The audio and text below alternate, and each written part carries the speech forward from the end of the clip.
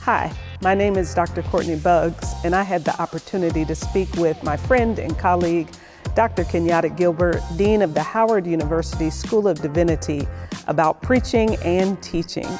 Check out this clip from our conversation. To watch the full interview, click the link at the end of the video or in the description below. Thank you.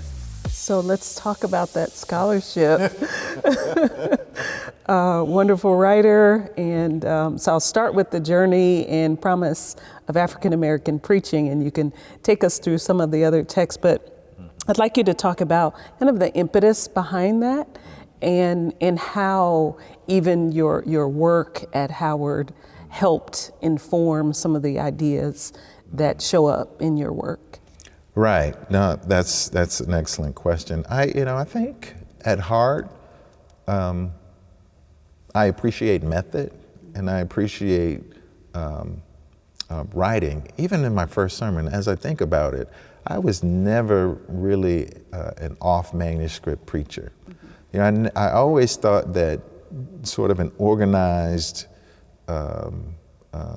way of giving a message landed better for me because it freed me to do, preach in the way in which, I feel most free, right?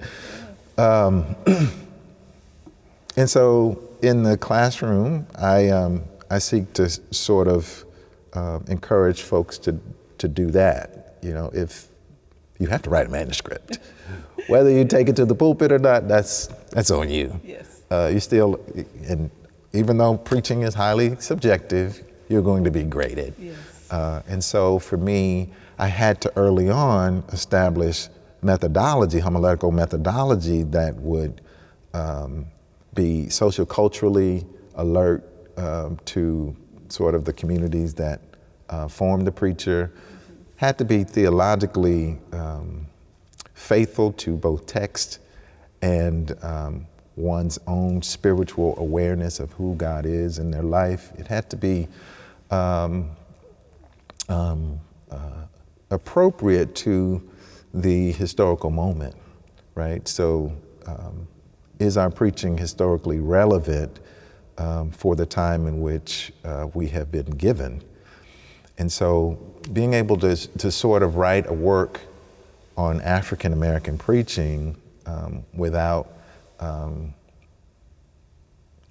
making it a generic, non-culturally particular volume was sort of my mindset when I began to write. I stayed in my doctoral program longer than I wanted to. I felt hazed in some ways because it was a very uneven journey for a number of reasons. And over the course of that period, I could sort of mark the births of my children. I could mark certain things based on sort of how things unfolded in my life, right? But when I finished my program, I had much more in the writing corpus than what I had imagined that I had. And so even though I'd taken a position as a assistant professor at Howard, which in some ways is a very teaching intensive place, however, holding the expectation that you will publish or you will perish, I felt in some ways that I had enough knowledge of African American religious history, African American homiletic theory, but also a broader understanding of the role of hermeneutics, right? How do you interpret scripture in a way that's logical, in a way that's respectful of the text, the language in the text, and that is not simply reliant upon one's own ad hoc ways of developing sermon. So, so thinking about all of those things, some of the things that I just discarded.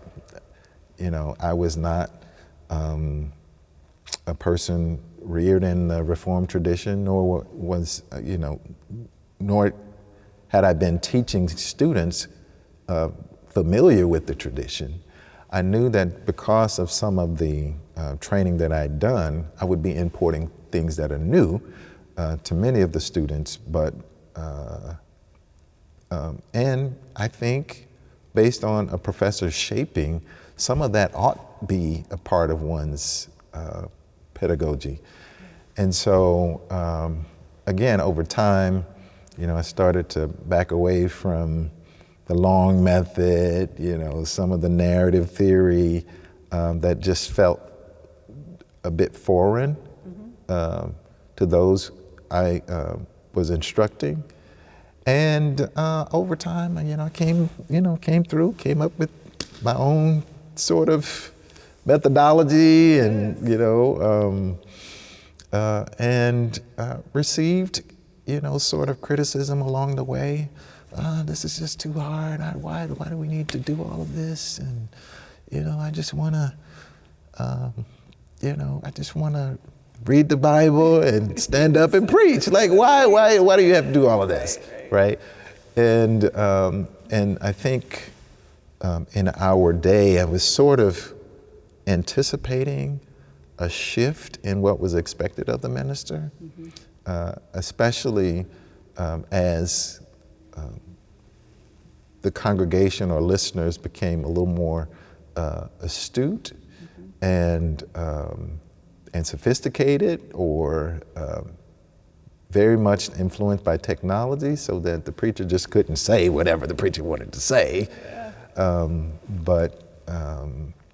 But I think my work in some ways anticipated that.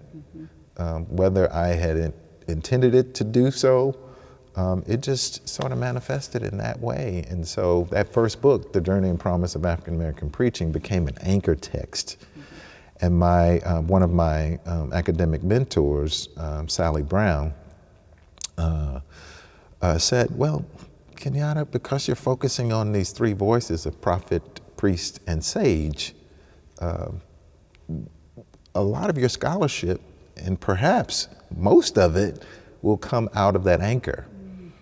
For the rest of your career, you have a well that you can draw from, and it be something that only you could write, because it is contextually specific in some ways, but it also has a universality to it that invites others to draw wisdom. And that has been, I think, an important part of my work, and probably the most gratifying, is just to know that folks can glean from one's work and not feel as if what they bring to it as a person doesn't matter. Right. Yeah, I can say more about Journey and Promise, but you probably have other questions. I do, but while we're there, I want to at least name the two that came after. Pursuit of Justice. Do I have the title? Yeah, right? Pursued Justice. A Pursued Justice. Black Preaching from the Great Migration to Civil Rights. Yes. Which really tied more closely to my actual dissertation research. Okay. So I was very interested at the time to see, how does migration actually inform clerical or homiletical identity? Okay. Right? What does it mean to move from the South to the North? All of this stuff was biographical. I said, man, I didn't intend for it to be that way, but to understand sort of the development of the preacher who finds her or himself in spaces that call them, and what do you do when that space is not prepared for the kind of ministry that is required of the preacher? Right? And so you had all of these migrants coming from the North, trying to make a way, new opportunities, new jobs. And the churches there were not they were not ready for the influx of how many would come. And so how did these preachers respond? I was very interested in that. And it became very clear to me that in order for them to exercise agency and to think about what it means to preach to the masses, what it means to preach from storefront settings, in spaces where there is limited freedom, but you're still in the context of racial bigotry and hatred and violence.